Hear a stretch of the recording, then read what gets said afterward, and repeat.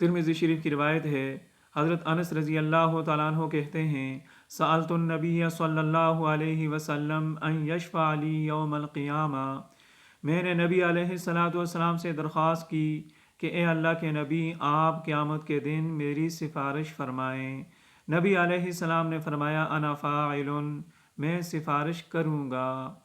انہوں نے کہا، اے اللہ کے نبی، فَأَيْنَ أَطْلُبُكَ، میں آپ کو کہاں تلاش کروں گا؟ نبی علیہ السلام نے فرمایا کہ آپ مجھے پل صراط پر تلاش کرنا۔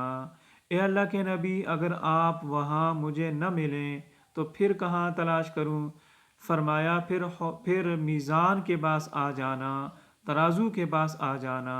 اے اللہ کے نبی، وہاں بھی نہ ملیں تو پھر؟